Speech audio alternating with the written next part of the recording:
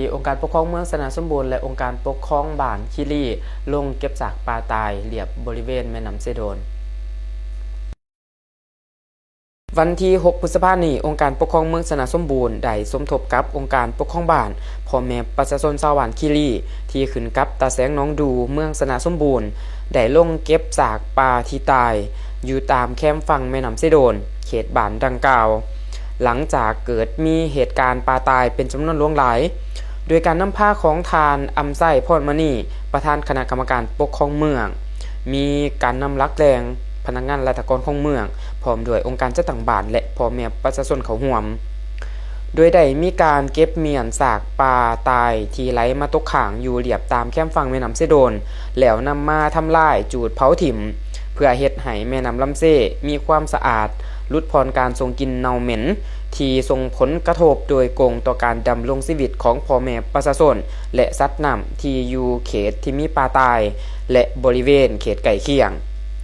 ปัจจุบันทางองค์การปกครองเมืองสนาสมบูรณ์แม่นได้ออกแจ้งการฉบับเลขที่97ทับคมปสบถึงคณะพักหักฐานตาแสงในบ้านที่อาศัยอยู่ตามขอบเขตแคมแม่น้ำเซโดน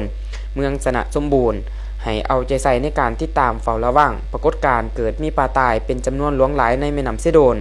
โดยมอบให้ของการกสิกรรมและสิ่งแวดล้อมเมืองประสานสมทบกับการจัดตั้งทุกภาคส่วน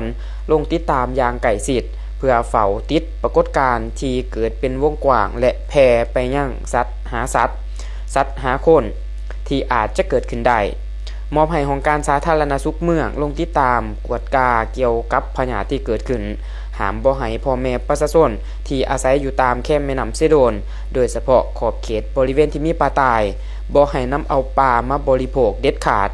และหามนำเอาน้ำเซโดนขึ้นมานำใส่ในชีวิตประจำวันและนำมาเลี้ยงสัตว์โดยเด็ดขาดจนกว่าสภาพน้ำจะกลับคืนมาเป็นปกติ